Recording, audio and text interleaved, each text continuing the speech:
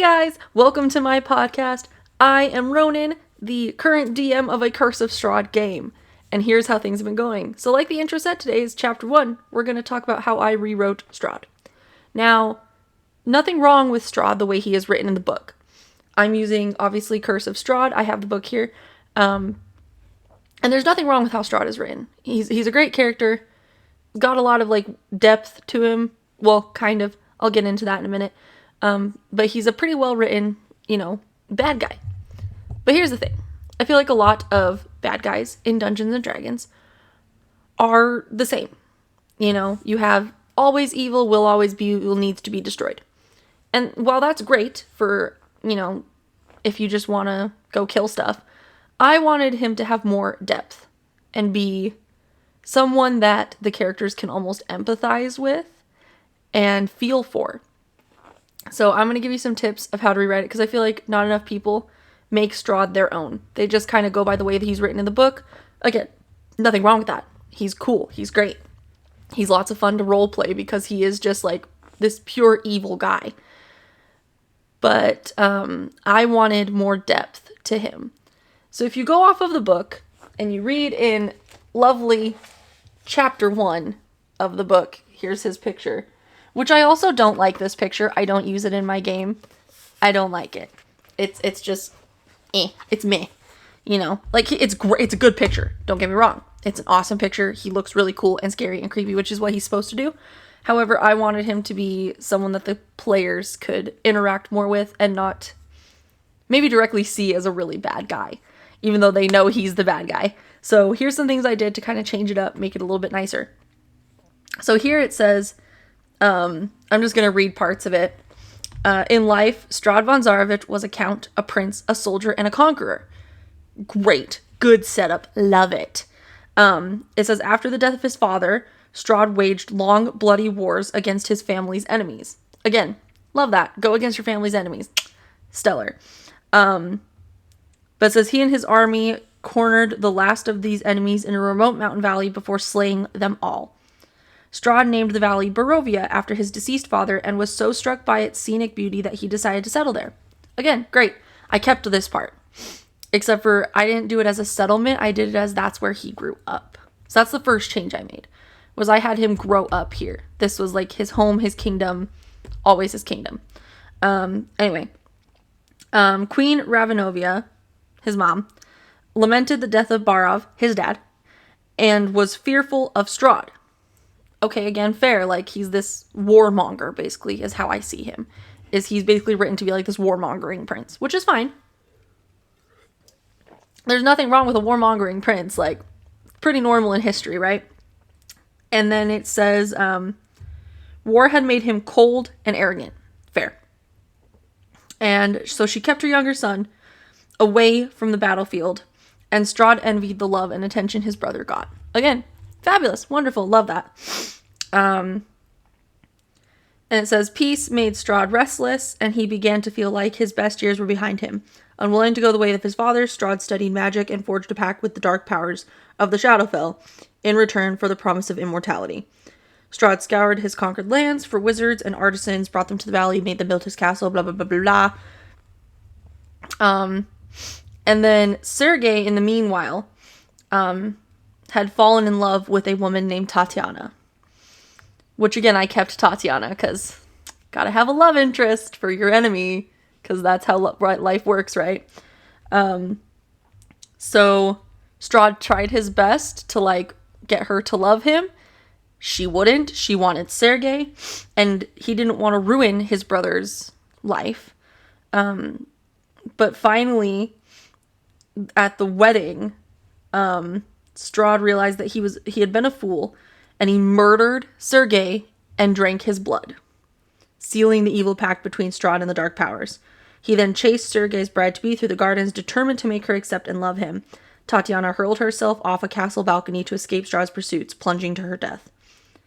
So then they tried, the guards seized the opportunity to try and get rid of Strahd and shot him with arrows, but he didn't die because of the pact that he made. So the sky went black, Strahd turned on the guards, and that is when he officially becomes a vampire. Now, he slaughters everyone and all of this stuff. And so it's official that he had doomed Barovia at that point. And the castle and the valley were spirited away, locked in a demi-plane, surrounded on all sides by deadly fog. For Strahd and his people, there would be no escape. Again, nothing wrong with that. It's pretty stellar, actually. Like, I really do like it. But again, a little too classic villain for me. So now that I've read you how the book is written, I'm going to give you my suggestions. So instead of this whole, like, love triangle business, I had it as Barovia has always been his home. That's where he grew up, in the family castle. And, you know, I kept the fact that he's a noble prince, a, like, fierce warrior, like, defender of the kingdom. But I had him be, like, younger. And as he gets older and his father is killed, I had it be where there is an army that was invading his homeland. His father was killed on the battlefield, and then the army set siege upon the castle. And Strahd, being younger, and having just received word his father is dead, didn't have full command over the armies. Therefore, the siege was successful, the castle was taken, and unfortunately his mother and the love of his life, Tatiana, were killed. And now you'll notice I left out the brother. That's because I planned to have it be where he thought his brother was killed and later finds out he wasn't. He was just taken by the enemy. So he was captured and taken. And so then Strahd sets out on this path of, like, justice and vengeance. Thin line between justice and vengeance, right? So he sets out originally to gain justice for his kingdom, to take back what's his. So he seeks out power, and ends up becoming, you know, very powerful wizard on his journey, but that wasn't enough for him. It wasn't enough to kill off his enemies, to take down the army that had destroyed his family. So he then, while Barovia is being occupied by the conquering army, he seeks out the power of the Dark One in the Shadowfell, which is an archdemon. There's a whole other part of that lore. We'll get into it later. And so then he makes a pact in order to have the power to take down his enemy. But he didn't know that would cost him his mortality and essentially his soul. So I'm making it like sold your soul to the devil trope, because I thought that was more fun. So he makes this deal, makes this pact, and along the way he finds his brother. So he goes back to the castle with an army given to him by this pact he made with a demon, takes down, you know, the castle, which the castle ends up being left in ruin after this massive fight. And so a lot of it is left ruined. And he then finds out his brother is in the dungeon. So he rescues his brother and, you know, all this stuff. And I have it to where when he drinks the blood of the man who slew his mother and Tatiana, that's when he becomes a vampire, because he has completed what he wanted to do. He completed what he set out to do, and therefore the pact takes hold and he becomes a vampire. And then in order to keep his brother, because he never wanted to lose family again, he turns his brother into a vampire as well. Therefore, never being able to lose him, because his brother and him are now both immortal. So they can be forever together. His brother is safe, blah, blah, blah. He then rebuilds Castle Ravenloft. Or he rebuilds the castle in Barovia, naming it Ravenloft after his mother. And puts her official crypt, instead of her being buried in a grave, like kind of just quickly buried, he buries her in a crypt within the bottom of the castle. So that's kind of what I did as a rewrite, because I felt like it made it a little more in depth, to where it's almost like you can feel bad for him. And it's like, well, he was just trying to avenge his family, and this is what happened. And he just made a deal that he probably shouldn't have made and got himself into trouble, right? So that's what I wanted to do, because I was like, that way, like, the characters have to really think, is he evil? Or, like, did he just kind of go mad with power in his pursuit of vengeance? So that's kind of something I did in order to make him a little more appealing and not so, like, blatantly evil. I wanted him to be someone where the players really go, oh man, like, I feel bad for this guy. Like, that sucks. Now, what's happened in Barovia since then is, he's kind of just ruled with an iron fist, put in all these rules in place, since they've been banished into this pocket dimension, essentially. I call it a prison world. Pocket dimension, prison world, same thing to me. So he's in this prison world that is Barovia that he is not allowed to leave. However, his goal is to find someone to take his place that he can kind of pawn off the deal on. And then he just wants to go off and basically retire and live somewhere. When all of a sudden, in comes Irina. Now, Irina Kolyana is daughter of the burgomaster or mayor of Barovia at the time.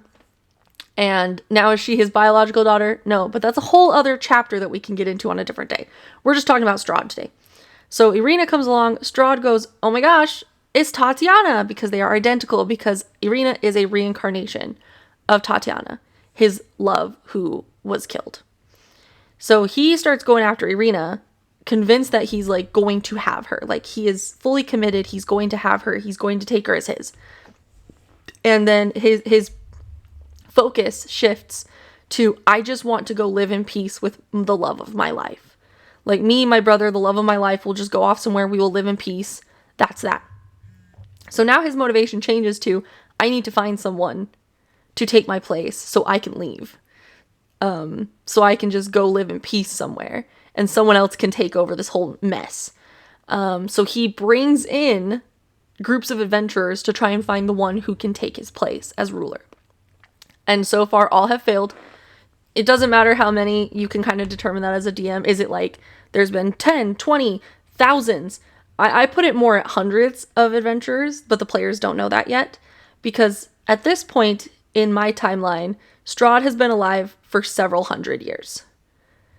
And so he's been bringing in adventurers, kind of after a couple hundred years, he got kind of just bored. And he just wanted new playthings. So he starts bringing in adventurers as his playthings, and then he realizes, maybe I could convince one of them to take my place, and then I can just get out of this place, because it sucks. Because if you don't know, Barovia, Realm of Dread, terrible place to be. There's werewolves, were-ravens, all kinds of horrible creatures.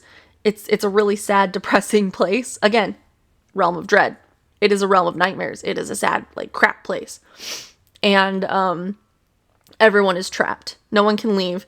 So there's no one new for him to play with. So he goes, I'm going to try to find somebody. So he starts bringing in all these adventurers as trials to see who can be worthy to take his place. So in my current game, my current set of adventures, one of the members of the party has to leave for circumstances that are just, life happens. Sometimes you got to leave a game and that's cool. However, I'm keeping her character, and we have it sorted out that there's going to be some cool stuff going on with that. So he has basically selected someone who can take over for him. So now his goal shifts to, I'm going to go get Irina. But that's just getting into my game. Just as far as lore goes, those are the lore changes I made because I thought it gave him more depth and complexity than just, I killed my brother because I wanted a girl. Again, classic villain trope. Kills brother to get girl, eliminate love triangle. You've seen it a million times on TV and in movies. I wanted something a little different. So those are just some basic changes I made. I mean, it's not basic. It essentially changes everything about Strahd. But like I said, if you want to change something about the lore of the way something's written, do it. It's your game. You can do whatever you want. So I'm just kind of making these episodes to let people know that, especially new DMs, right? Because I'm a new DM. I just started DMing in October. And I just want to let other DMs know, just because you're running a module doesn't mean you have to run it like it tells you to. It is your story and you can do whatever the heck you want with it. I use the book as a basic guideline. And then I just kind of say, screw it, I want to do what I want because it's more fun that way. Yes, it's still a horrifying place. Yes, Strahd is still the big bad evil guy. But is he? Is he evil? Or is he just, did he just take things a little too far for being power hungry? So that's all I wanted to really get into today. So let me know what you think. Subscribe and hit the like button down below so I can keep making more content, know what you guys want to see. And I will get everything lined up for chapter 2, where we can get more in depth on what's going on in my current party And also, if you want to know what's going on in my current party, I will be streaming every week. So far, I have 2 games, Wednesday and Sunday, pardon. I will be streaming every Wednesday at 9:30 p.m. Eastern Standard Time. Feel free to tune on in, watch what my characters are doing, and if you want a lore dump from their adventure, just let me know in the comments down below. Hope to see you back soon.